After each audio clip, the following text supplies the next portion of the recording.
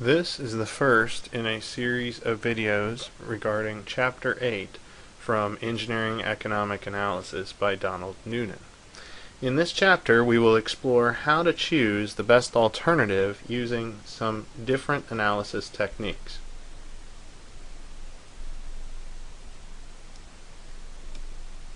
So, an outline of this chapter and what we can expect to see. We're going to go through incremental analysis, looking at the incremental difference between one solution versus another solution. We'll use graphics to analyze various alternatives. Then we'll get into elements and comparing some mutually exclusive alternatives. And then we'll do a set of incremental challenger-defender comparisons. And then we'll talk about how to choose from the different analysis methods that we know at this point. What do we want to learn from this chapter? Well, we want to learn how to use graphical techniques to really just depict what happens at different interest rates for different alternatives, looking at both present worth analysis and annual worth analysis. And then we also want to be able to define incremental analysis, and we want to know how to use spreadsheets as tools for incremental analysis. So, first, let's define mutually exclusive. So, oftentimes you might hear the term mutually exclusive, and so the question is, does that mean, well, do we have to do all of them? Can we do as many as we have money for? You can do at most one, you must do one or the other, or I don't know. So think to yourself, what would that be? And the answer is, you can do at most one. So, two different mutually exclusive, or you might have more than one mutually exclusive alternatives, generally means that you're choosing one or the other. However, there is always a do-nothing option. So you can generally choose option A or option B, but there is often always a let's not do anything at all choice. So we're going to define this as you can do at most one. And as we're considering our alternatives here, we will consider throughout the rest of this chapter one or the other, and in many cases also compare to the do-nothing option. When we're talking about choosing from the best of mutually exclusive alternatives, first of all, it's important we need to identify the alternatives that we have, and then if we're doing a graphical comparison, we can build a model using either net present worth or the expected uniform annual worth or the expected annual cost and graph those out. Then we can show all our alternatives on the graph, plotting them on the same axes. In this case, we're going to largely plot them on axes with the interest rate as our independent variable. And then we're going to see which gives us the best either present worth, annual worth, or best cost. And once we look at our line of best values, we're going to determine which alternative is best over different ranges. So we may see that under certain ranges that one alternative is better than the other. And so depending upon what we see in terms of interest rate or some other factors, you might have certain circumstances that make one alternative superior to the other. We're going to largely do that by determining intersection points, and from that we can create a choice table which will help us to identify at what points we should make one choice versus a different choice. So let's go ahead and get into example 8-1 from your textbook. If you're following along in your textbook, example 8-1 begins on page 285. And so in this problem, an engineering student club is thinking about purchasing a snack cart. They want to have some fundraisers for their student organization, and they're going to take this snack cart to areas where students may be studying. So they're going to sell food to hungry students during peak study time. And they're trying to decide whether they should get a smaller cart or a larger cart. And so they need to decide what capacity, how many customers they think they're going to be able to serve. And so there's two alternatives that they are considering. They're considering a cart that could serve 100 people per hour. That will cost them $10,310. or a cart that could serve 150 people per hour, and that will cost them $13,400. And the estimated net annual income for the small cart is $3,300. If they go ahead and get the large cart, they expect that they will have an annual income of $4,000. And it's not strictly going to be 1.5 times the income if they just get the bigger cart, because it could very well be some days they're going to have more than enough snacks on the cart. They may not be able to sell out of their merchandise. So simply having the capacity to sell to more customers doesn't necessarily mean that they really will have sales for all of their inventory. So it's not a direct 1.5 times in terms of the annual income. For either alternative, we will consider that there is no salvage value. They can't sell this cart after a 5-year useful life, and so at the end of 5 years they'll have to get a new cart. It won't be very useful for them, and they can't sell it to somebody else. So we're going to have an analysis period of 5 years. We're unsure of the interest rate, and so we're going to make a recommendation for purchasing either the small cart or the large cart, depending upon the rate of return, the interest rate that is involved here. And so there is an attached Excel workbook that I have put on Blackboard for you to access, and I'm going to go through that now. So let me go ahead and exit out of PowerPoint for right now, and I'm going to bring over my example 8-1 Excel spreadsheet. So let's go ahead and take a look at this. And so in this spreadsheet, what I have done is I have tabulated for the large and the small cart what the purchase price is. So for the large cart, it costs $13,400. For the small cart, $10,310. I have listed the expected annual income, $4,000 here for the large cart, $3,300 for the small cart. The useful life is 5 years in both cases. And what I have done is listed out the interest rate all down the left-hand side here. Started with 0.5%, and I have gone all the way up through 16% interest. And what I have calculated is the present worth of each alternative. And so let's look at those calculations. So in this case, we need to think about our purchase price. That is going to factor directly into our present worth. So we don't need any conversion factor there. So in the case of the large cart, we're going to have to pay out $13,400. So that becomes a negative B2. And I'm putting the dollar signs there because I'm going to stretch this all the way down to 16%. I don't want any relative changes to happen in Excel. I want to lock that in and always reference the cell where I have the purchase price for the large cart. And then what I'm doing is I'm taking the expected annual income of $4,000 and I'm converting that to a present value. And I am assuming that our analysis period here is the 5-year useful life of the cart.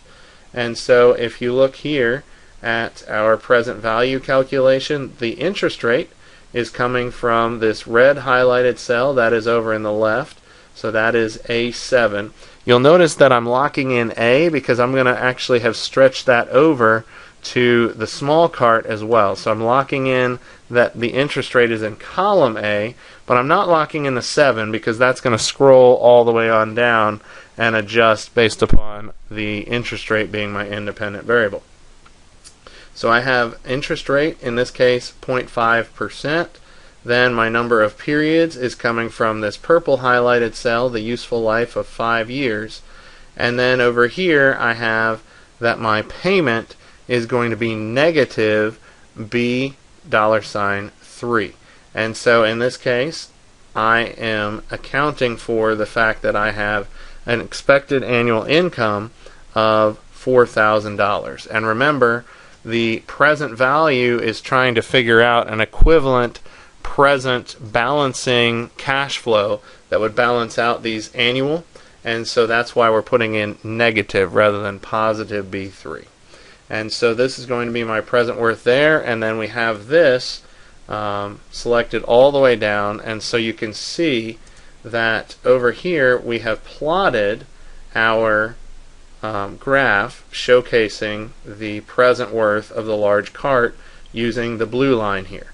And so if we start at 0.5%, we see that we have a present worth of $6,303.47. All the way on down here, you can see as you get to about 15%, that's the last positive value that we see in there. And then if we go a little bit further, we start seeing that we start to get a negative value once we get up to 16%. So we have a negative present worth for the large cart. Let's go to our small cart and look at our numbers there. And so in this case, we have a purchase price $10,310, so that's why we have this negative C2 right here. And then our present worth analysis, very, very similar, just projecting out this $3,300. And so depending upon the interest rate, here we see with the orange line what that present worth is. And so if you look at the intersection here, which happens right around 4.5%, not exactly at 4.5%, but pretty close to 4.5%, that is where the best option switches. So if you have a rate of return that happens to be less than that, so if you're between 0 and right about 4%, then the blue line, that is representing the large cart, is the better deal. But if you have an internal rate of return that happens to be greater than that, then the orange line gives us a larger present worth. And so in that case, the small cart would be the better deal. And we can actually find our internal rate of return for both of these numbers just by looking at, okay, at what percentage do we get a net present worth that is equal to 0? And so you can see down here in this table, I have tabulated for the large value. This is what's considered a 5-button solution. We have N being 5 years, our PMT value or our A value of 4,000 for the large cart, a cost of negative $13,400, so that's indicated with the parentheses there. And then our future value, no salvage value, is 0. And so to find the IRR, we're using the built-in Excel rate function. And so that function takes into account our number of periods, and that is going to be 5. Our payment that we are getting, that is basically our annual income that we are expecting to get. So in that case, that is going to be this $4,000. And then our present value, which is negative $13,400. That is our purchase price. And then our future value, if we had anything, we would put that into the green shaded cell that you see there. I've just explicitly put that, even though it's 0, I could just accept the default value, but I explicitly put that in there. And so what we find is that the internal rate of return for the large cart is 15.03%. What that means is if your interest rate was a little over 15, then your present worth would be 0. So that means that is your break-even point. So anything below 15.03% means you're making some money. Down here for the small cart, we're doing the same analysis. We see that the IRR there is 18.04%. We can also get into an incremental rate of return, which would basically say, okay, if I buy the large cart compared to the small cart, how much more of a rate of return do I get? And we're not simply going to take the differential of the internal rates of return, we're going to take the differential of the individual components. So in this case, we're going to have to spend $700 more, but we expect to receive, we're going to have to spend $3,090 more to purchase the bigger cart, but we're expecting to receive $700 more per year in benefits. And so the rate of return that justifies that extra expense is 4.30%. That is my incremental rate of return. So that is example 8.1. And so we'll go ahead and close out our spreadsheet here. And let's go back and look at what we see here.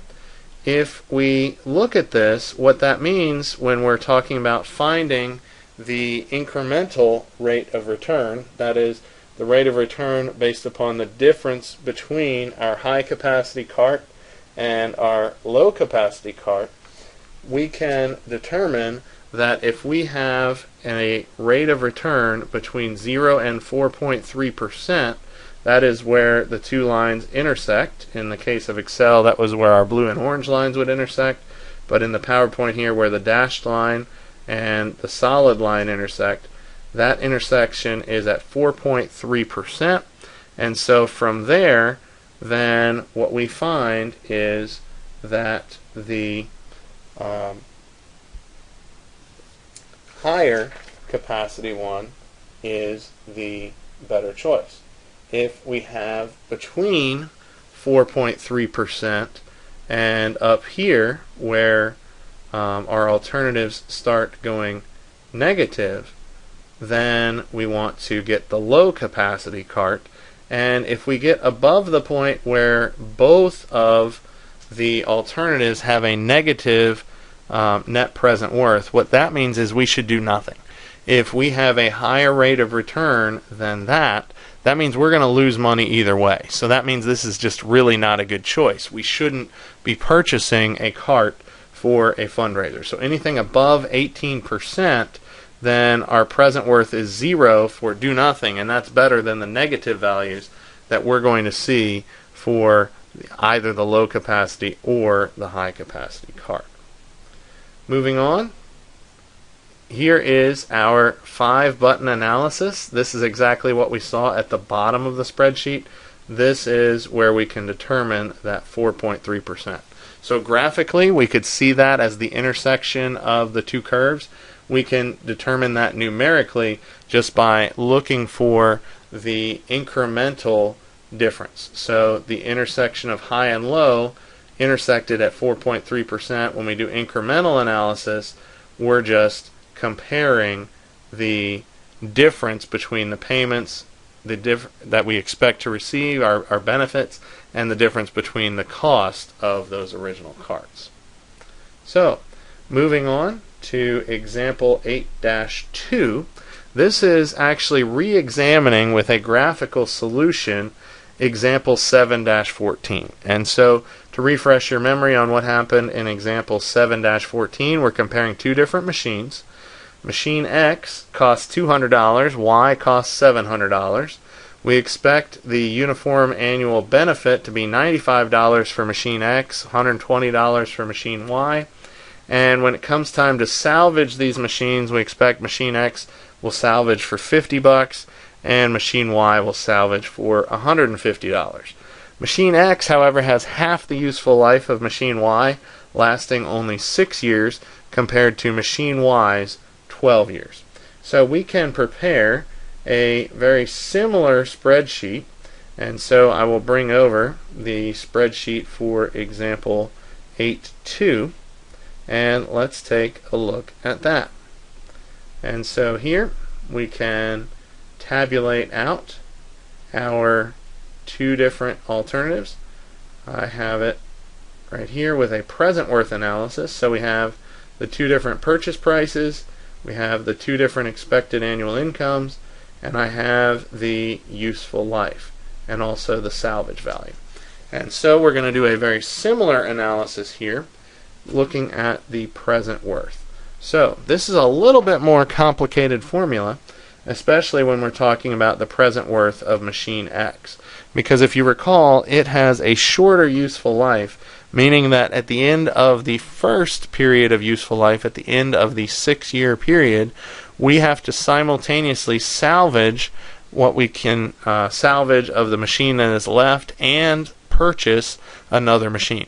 We're making the assumption that the repurchasing can happen at the same price that we were able to purchase the machine in the first place. And so if we look at our present worth, we have negative B2, so that is our purchase price, that's the $200.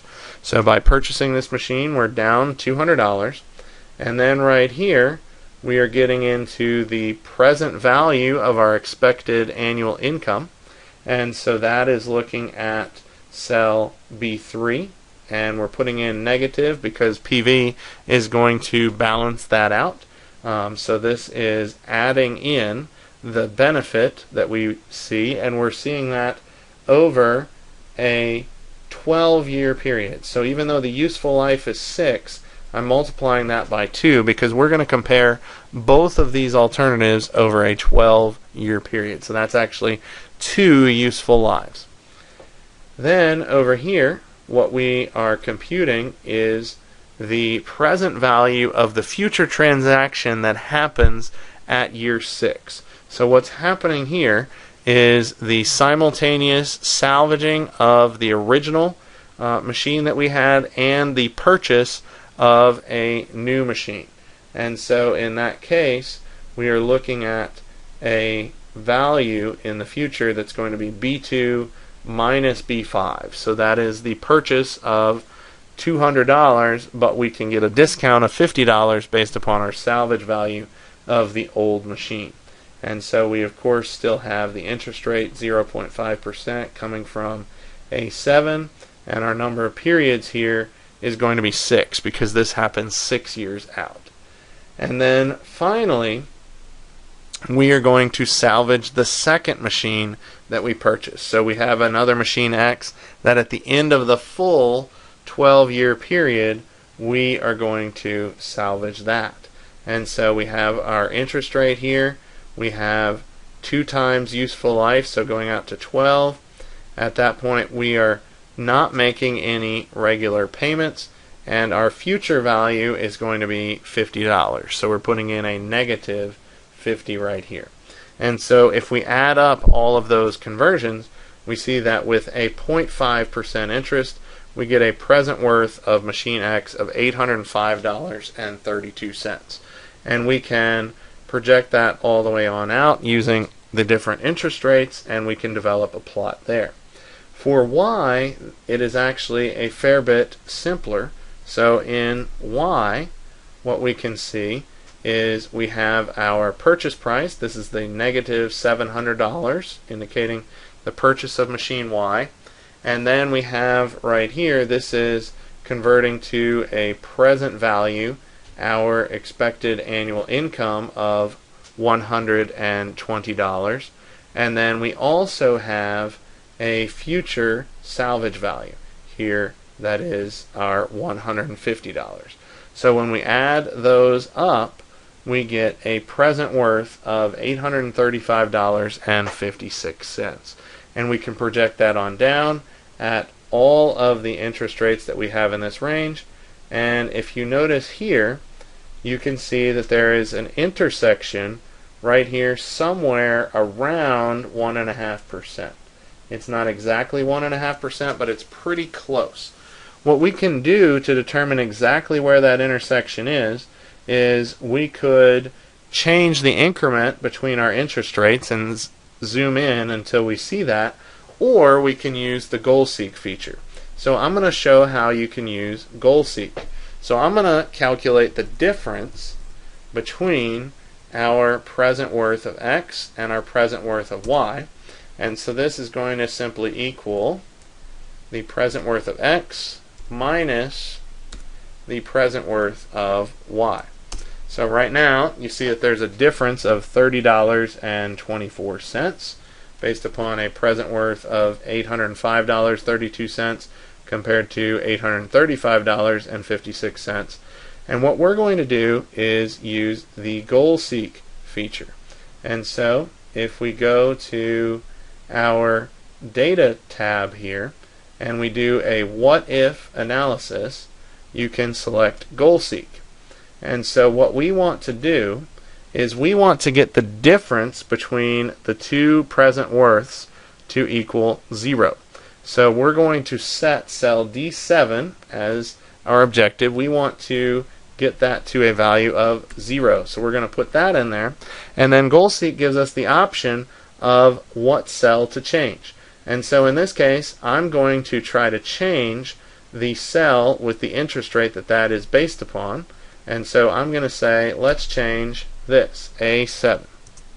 And so I'm ready to go ahead and run my analysis. And so I'm going to say, okay, what this is going to do is it's going to sweep through different percentage values that could be in cell A7, and we're going to try to make the difference in the present worths equal to 0. And so once that happens, we'll be able to determine what rate of return means that both of these machine options have the same present worth. So let's go ahead and run that.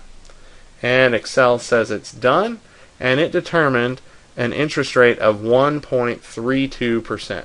And so that 1.32% is the intersection that we have between those two lines. And so what that means is that 1.32%, it really doesn't matter which of the two alternatives that we have. This is actually machine X versus machine Y. I didn't change my plot here, just modified this from example 8-1. But this is machine X versus machine Y. So at 1.32%, then both of them are equally valid. But what you can see is anything beyond that, the blue line has a higher present worth, which means that X is the better alternative. Anything less than that, Y is the better alternative. But you start to see that eventually this goes below a present worth of 0. And so what you will eventually see is that both of the alternatives will start to go below 0, meaning that the do nothing option might be better for very high interest rates. But generally speaking, anything less than 1.32%, you want to go with machine X. Anything greater than that, you want to go with machine Y. We can also analyze this using an annual value rather than a present worth. That will actually simplify our equation. So the second tab that I have here is an analysis based upon annual worth rather than present worth. The benefit for this is that we don't have to compute in this whole notion of salvaging and repurchasing. We can just annualize machine X, or have an analysis of machine X over a 6-year period and an analysis of machine Y over a 12-year period, and just look from purchase until salvage. And so that is what we're going to see uniformly over an annualized basis. So we have effectively the same exact thing, but now when we're setting up our computations, I've started this at 0, and so we see our constant that is not factored in with any kind of a formula is going to be B3. That is our expected annual income. So in this case, $95 for machine X. And then we're using the PMT feature to get an annualized value for our salvage value and our purchase price. And so for machine X, we're going to, in this case, use our percentage rate here. This is our number of periods, so we're going to be using 6 in this case. This is our purchase price coming from B2, and our final value is going to be our salvage value, and so that is $50. But remember that there's a difference in sign between the purchase and the salvage. So we're paying out $200 to purchase it, and we are getting back $50, so that is why I have a negative B5 right there. And so at 0%, we see a $70 expected uniform annual worth. We do the same thing over here for Y, except this is going to be over a 12-year period. And so in this case, we are looking over a 12-year analysis period, and that helps because that is the useful life of machine Y. And we can do this because we'll assume no matter which machine we purchase, if we're planning to use these for a very long time, at the end of useful life, we're going to always salvage and then repurchase, salvage and then repurchase. And if you don't have a terribly long useful life, you can make a fair assumption that repurchasing a new machine is going to be comparable to purchasing what the old machine was. Of course, there's going to be some inflation in there, but there might also be some inflation in terms of your salvage value, and the hope is that at the end of the day, that's kind of a wash. Alright, so here's what we see. And so we might want to figure out where do these two break even, and so again we're going to do a goal seek right here. So we go back to our data tab, do some what if analysis, do some goal seek, and our goal is again to get D7 to a value of 0 by changing our interest rate right here. And the hope is, no matter whether we do an annual worth analysis or a present worth analysis, we should get the same interest rate. That is effectively our pick X or Y, and they both give us the same benefit. So let's go ahead and do this. And what do we see? 1.32%. So yet again, 1.32% is the interest rate where we have X and Y in equilibrium. So what we see looking at this is Y happens to have the better uniform annual worth from 0% up through 1.32%, and what we see is that machine X has a better EUAW for anything greater than that. So that is our analysis in example 8.3. So if we go back to our slides, here's what we can see here. And so we have example 8-2, here's our graphical solution. And so from 0 to 1.32%, we're going to choose Y. That is indicated by the dashed line here. Anything greater than that, we're going to choose X. And so you noticed here that X still seems to asymptotically approach something larger than 0. So the do nothing alternative will not be anything that we are going to pick. And then in 8-3, we do the same analysis, but now we're looking at this from an EUAW perspective, and we see that machine Y falls off rather quickly, whereas machine X holds steady. And so machine Y, still the same exact thing. Machine Y is going to be good for anything less than 1.32%. Machine X is going to be, no, machine Y is going to be better for anything less than that, and then you want machine X for anything greater than 1.32%. Okay, so again, machine X is better out here for anything greater than 1.32%. Machine Y better for anything less than 1.32%. You can also put this into a 5-button intersection and incremental analysis chart, just like you see here, using goal seek. And so in this case, what we're going to do is tabulate out the useful life, 6 years, present value, these are the purchase prices, our future value, this is getting into the salvage, and using the payment feature here. And we're going to set these two cells equal to one another, so our goal seek can only change one of those, it's going to automatically change the other. And so what we're going to get to is the difference between the two going to 0, and that happens at 1.32%. And so if we simply look at this, we have 0 at 1.32%.